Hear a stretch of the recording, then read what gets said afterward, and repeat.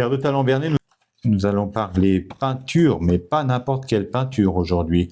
Nous sommes avec Jacqueline Pachot et vous ne la verrez pas, sauf à un certain moment de la vidéo. C'est un choix de Jacqueline et nous le respectons. Bonjour Jacqueline. Bonjour Dominique. Alors tu demeures à quelques encablures de Bernay, pas très loin, et tu es spécialiste en peinture sur porcelaine. Tu vas nous raconter ton histoire parce que ton histoire, elle est très intéressante et je voudrais justement que tu nous racontes comment tu es arrivé à la porcelaine, parce que tu n'as pas toujours fait de la porcelaine dans ta vie. Non, en effet, ma carrière professionnelle était une carrière plus classique. J'ai été l'assistante du président d'une multinationale. Bon, je n'ai pas commencé à être assistante du président. Avant, j'ai été sténodactylo. J'ai fait un long chemin dans l'apprentissage du métier. J'ai passé plusieurs années à Londres, où j'ai travaillé au centre de Londres pour bien maîtriser l'anglais. Quand j'étais l'assistante du président d'une multinationale, je prenais en sténo anglaise, j'assistais aux réunions internationales. J'étais complètement bilingue. Et puis la vie fait que les choses changent, il y a des retournements de situation. En ce qui me concerne, c'était une grande restructuration au sein de cette multinationale qui a fait que mon président a été mis en retraite anticipée et du coup, ma carrière de ce fait s'est trouvée arrêtée à ce moment-là. C'est interrompu d'un seul coup. Interrompu, oui. J'avais donc le choix entre rechercher un autre job d'assistante de président. C'est pas une évidence de savoir quoi faire. On passe par une grande période de misère, de dépression. Oui, j'avais 50 ans. Oui, à un âge où il n'est pas si facile de retrouver un emploi. C'est pas si facile. Et la pression est toujours plus grande.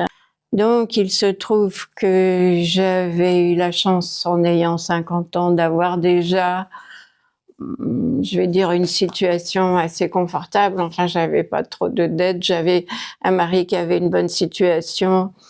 Et du coup, l'aspect financier n'était pas le plus urgent. Je pouvais me permettre d'attendre un peu. Je ne savais pas ce que j'allais faire. Je pensais peut-être faire du vitrail. Je suis quelqu'un quand même j'ai toujours été manuel. Oui. Manuel, mais dans le manuel délicat, bien fait. Voilà. Donc j'ai une grande phase pendant laquelle j'ai attendu. On cherche, on trouve pas tout de suite. Et puis bon, j'ai eu la chance de rencontrer une dame qui m'a ouvert sa maison, qui faisait de la peinture sur porcelaine, qui m'a, autour d'une tasse de thé, expliqué les choses et qui m'a permis de la regarder faire. Et j'ai dit, mais ça me plaît, ça me plaît bien. C'était l'élément déclencheur, C'était l'élément déclencheur. Je me suis dit, je vais essayer ça. Et puis après, ben évidemment, quand il s'agit pas de faire, on s'improvise pas. Ça, il faut trouver des cours. Donc ça c'était une amie que j'allais voir en province qui était malade. En fait, elle avait une sclérose en plaques et j'allais lui rendre visite. Cette dame, elle était dans la région du Poitou. De retour à Paris, j'ai regardé, essayé de trouver. J'ai trouvé une école à Neuilly. Et là, j'ai eu un premier enseignement basique. Dans un atelier de la ville de Neuilly, il y avait une vingtaine de personnes, tout le monde bidouillait un peu, plus ou moins. Et mon professeur, là, dans cet atelier, la personne qui animait m'a dit « Jacqueline, vous feriez une bonne élève pour Sèvres, vous devriez tenter Sèvres. » La manufacture de Sèvres, bon, Sèvres, c'est l'école la plus prestigieuse. En France, c'est Sèvres. En Allemagne, c'est Meissen. Ce sont les meilleures écoles au monde. Donc, alors, pour entrer, prendre des cours à Sèvres, il y a 2-3 ans d'attente. Oui, il y a une sélection qui est quand même... Il y a une sélection. Enfin, et puis, j'ai eu la chance. J'ai eu la chance que en cours d'année, au secrétariat, ma demande d'inscription est tombée pile au moment où quelqu'un s'en... Je suis rentrée à Sèvres beaucoup plus rapidement que je l'espérais.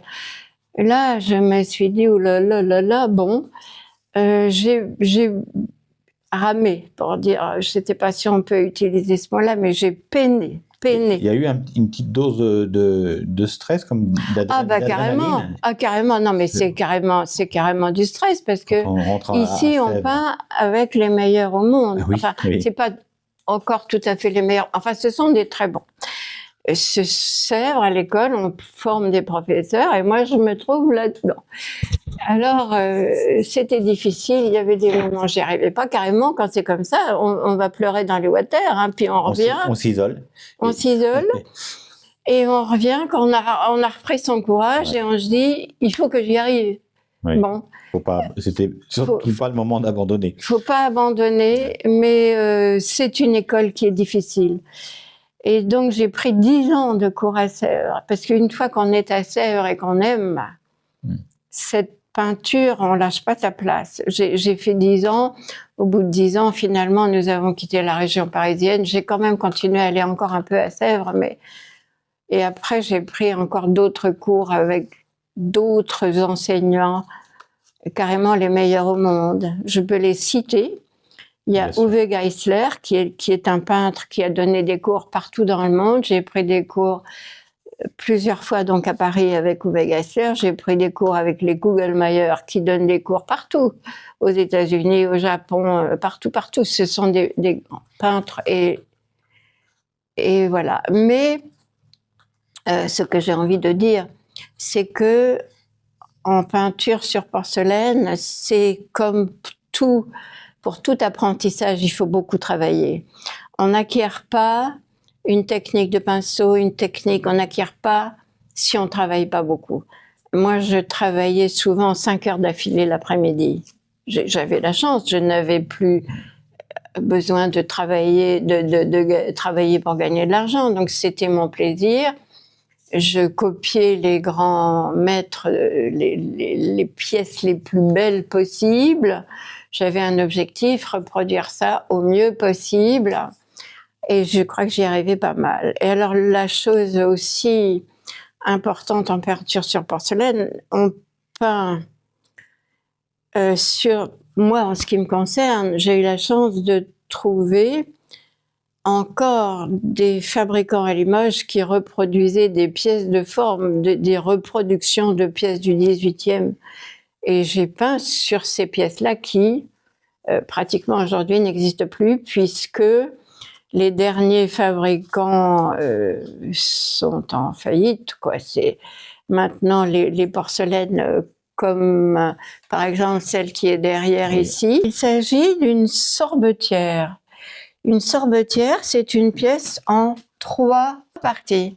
Dans la première partie, ici, dans le fond, on stockait la glace. La glace arrivait sous les locaux. Enfin, il y avait des endroits à Versailles où on pouvait conserver la glace qui arrivait depuis Chamonix. C'était des pintes de glace qui arrivaient par chevaux relayés sous Versailles, dans des toiles de jute, etc.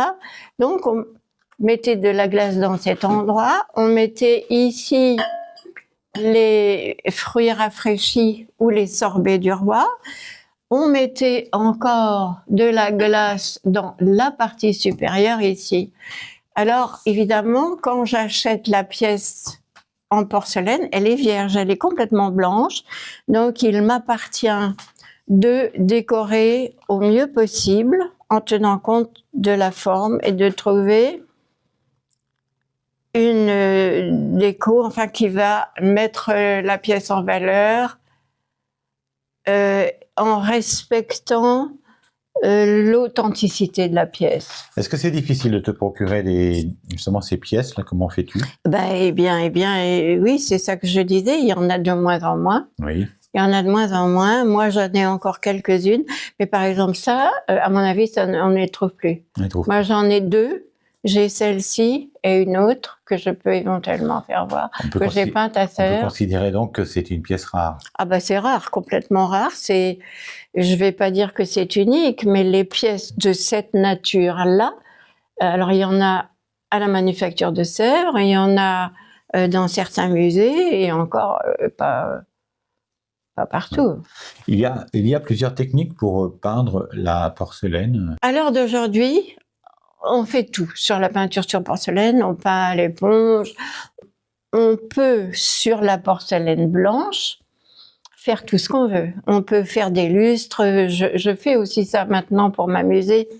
Quand les élèves n'ont pas envie de passer 50 heures sur une pièce, on peut faire des choses plus rapides. Mais la vraie technique de Sèvres, c'est que on peint avec des pigments qui sont des pigments métalliques qu'on mélange avec de l'essence térébenthine. On obtient une espèce de crème, un peu comme une crème de maquillage, et on travaille ça au pinceau. La difficulté de cette technique, c'est que il faut arriver à faire quelque chose qui va être relativement transparent, comme l'aquarelle, sauf qu'on peint avec quelque chose qui est épais et solide. Et on est limité quant à la matière qu'on utilise, parce que si on peint trop épais, le pigment métallique à la cuisson va éclater. Il faut savoir que tous les pigments métalliques sont appliqués sur la porcelaine et ils sont cuits selon la couleur des pigments entre 780 et 850 degrés. Donc c'est une sacrée alchimie. Alors la peinture sur porcelaine est la première technologie inventée par l'homme. L'homme, dans les temps les plus reculés, a découvert que la terre, quand il la mettait dans le feu, il obtenait un plat qui ne gardait pas l'eau. Il était encore poreux. À cette époque-là, on n'avait pas encore trouvé, mais enfin bon, la première découverte l'antériorité de la porcelaine. Ce sont les premiers hommes de la préhistoire qui ont mis certains minéraux dans le sol et ils ont arrivé à faire des plats. Petit à petit, la technique s'est améliorée jusqu'à la porcelaine qui a été à son apogée, on va dire, au dernier quart du XVIIIe. Et ces pigments, ils proviennent d'où ? Alors, les pigments, ce sont des pigments métalliques. Si on prend, par exemple, ici, ça c'est de l'oxyde de fer. Ici, là, ça c'est de l'oxyde de fer. Je sais pas, on va avoir du jaune de chrome. De toute façon, ce sont des pigments métalliques, c'est-à-dire des métaux qui sont réduits à l'état de poudre infiniment légère. Il faut savoir que, par exemple, à la Manufacture de Sèvres, pour préparer un pigment, c'est une opération de très longue haleine qui prend plusieurs jours. Il faut filtrer les pigments, enfin, d'abord les écraser, filtrer C'est un travail considérable. Pour préparer un pigment, il y a, je ne sais pas, 3 pages de préparation. Il y a plusieurs étapes, évidemment. Il y a beaucoup d'étapes. Qui sont assez longues et qui requièrent patience et savoir-faire. Savoir-faire, oui. C'est un savoir-faire.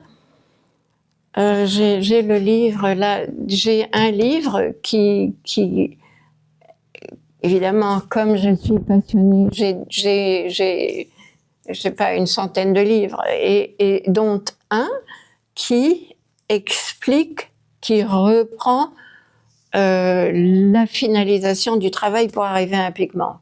Oui. Il faut savoir, ce qui est important de savoir, les porcelaines comme celles que je peins, comme celles que nous voyons autour de nous, comme celles que vous voyez là, étaient en réalité des cadeaux d'État, des cadeaux de roi. Il fallait dans les dîners d'État, le chic du chic, c'était d'avoir la plus belle porcelaine. Ça faisait partie de la démonstration de la richesse. Et on offrait des services de porcelaine, c'était des cadeaux d'État. D'une part, ou encore les États dans le monde se procuraient des services pour eux-mêmes se glorifier, se magnifier, faire état de leur statut. Oui. Alors, en particulier, par exemple, la grande Catherine de Russie a eu à un moment un service qui s'appelle le service Razumovsky. Ce service est venu à Sèvres. Alors, contrairement à toutes nos porcelaines françaises qui ont beaucoup souffert à la Révolution, le service Razumovsky, lui, il est pratiquement intact. Ce service est venu à Sèvres, il a donné lieu à un ouvrage. Enfin, dans la mesure où le service était exposé, il a été photographié, il y a eu un ouvrage, un livre, et moi j'ai reproduit 2 des pièces du service Razumovsky. Nous avons ce que l'on appelait une caisse à fleurs. Il y avait beaucoup de caisses à fleurs à Versailles. Là, ici, c'est un autre modèle de caisse à fleurs avec son couvercle. Celle-ci n'a pas son couvercle. Vite, je dis qu'ici, on mettait une jacinthe et là, des bulbes de crocus et on mettait ça aux fenêtres. Ici, c'est une reproduction que j'ai faite à partir du service du prince Razumovsky, le prince Razumovsky étant une personne très chère à la grande Catherine. Catherine était très riche et généreuse et elle a fait faire ce service pour le prince Razumovsky. Celle-ci, c'était le meilleur modèle. Alors, comme je veux toujours faire au mieux possible, celle-ci, les images du livre étaient parfaites. Tu as reproduit pratiquement toutes ces illustrations qui ornent ce joli livre. J'en ai fait plusieurs. Ouais. J'ai aussi fait des tasses à chocolat. Alors, ça requiert beaucoup d'heures de travail. On n'imagine peut-être pas comme ça, mais ça demande un temps considérable. Quelles sont les principales qualités pour faire de la belle peinture sur porcelaine? Alors, il faut être patient, il faut avoir un sens des couleurs et il faut être tenace, pugnace, beaucoup travailler. Si on regarde cette peinture, il y a énormément de détails. Il faut être, c'est carrément être acharné, quoi. Oui. C'est pas. On réussit pas forcément du premier coup. On réussit pas du tout du premier coup. Il faut du temps, il faut travailler, s'appliquer, recommencer. Voici une nouvelle pièce qui vient de s'ajouter.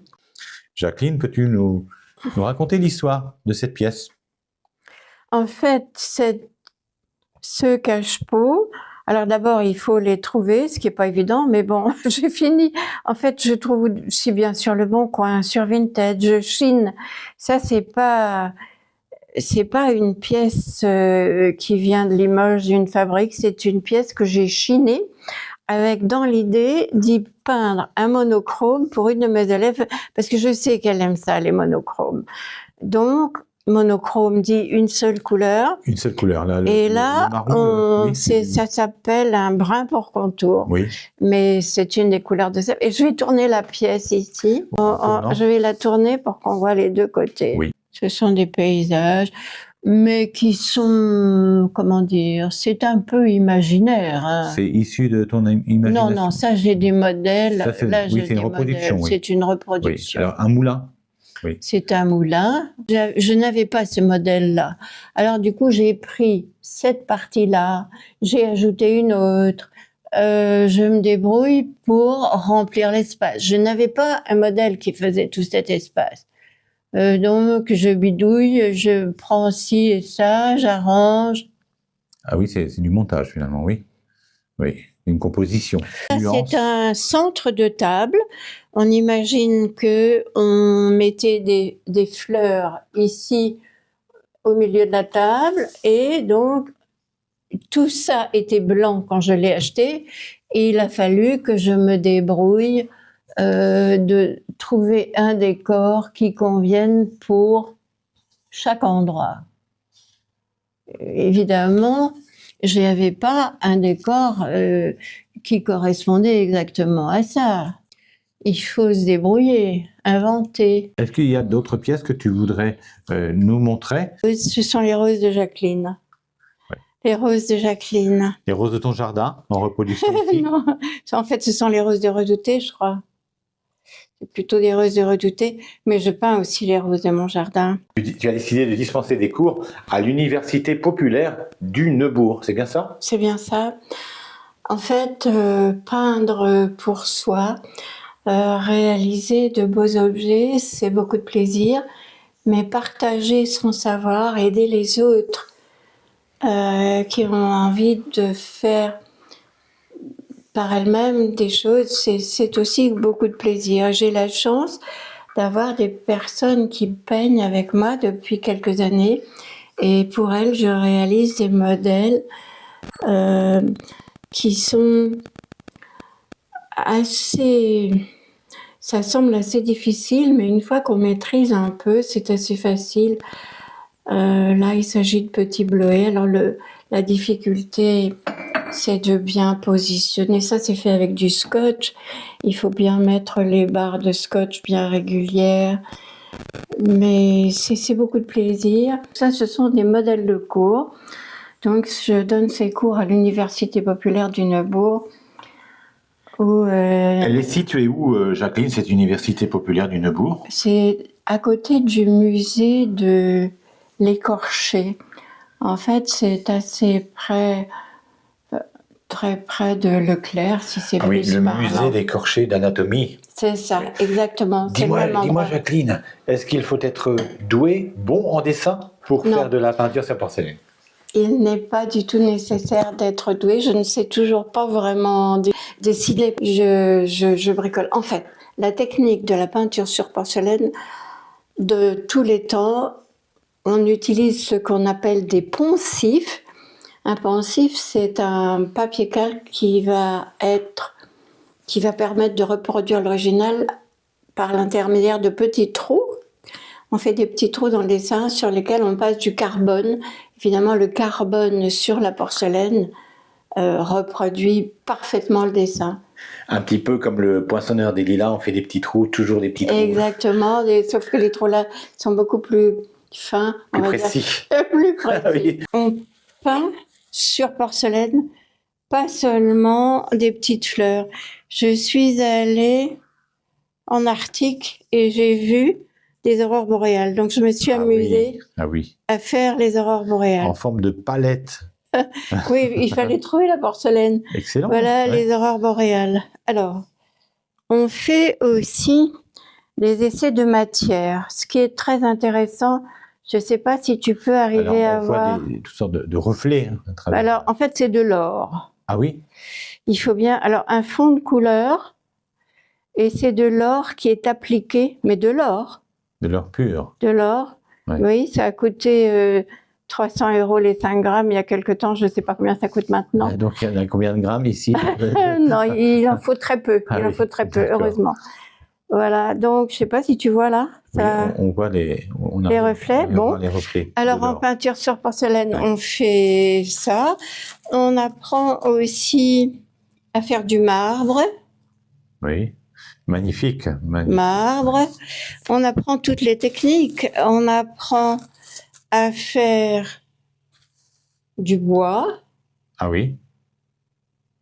On dirait des petites empreintes, un peu comme des... Ah ben c'est censé être de la loutre d'orme, donc c'est du bois. Et puis, je sais pas, pour Noël, on peut faire des assiettes comme ça. Alors pour Noël, on fait un sapin de Noël sur un fond rouge. Ah oui. Ça, c'est... pour s'amuser. Faut-il avoir des connaissances de départ pour intégrer cette école de peinture au Neubourg? Il faut avoir de la bonne volonté. Oui. Non, avoir de la patience. Il n'y a pas de connaissance particulière. Il faut juste être soigneux, pas avoir envie d'avoir terminé avant de commencer. Là, c'est pas la peine de venir me trouver. Attends, ça, c'est pour Pâques. Un petit nid avec des œufs d'or.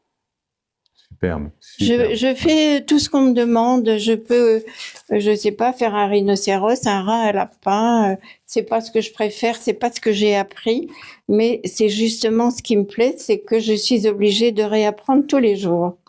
Voilà, les élèves m'obligent à te remettre en question. Tout le temps.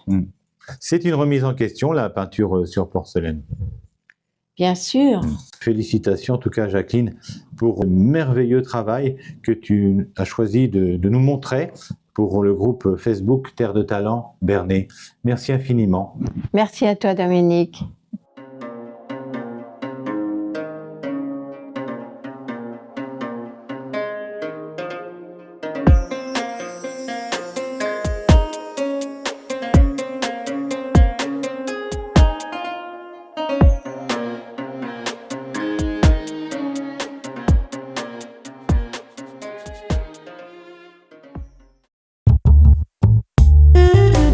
Terre de Talent Bernay,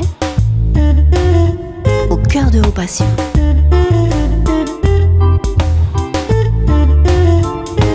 Dum dum dum dum.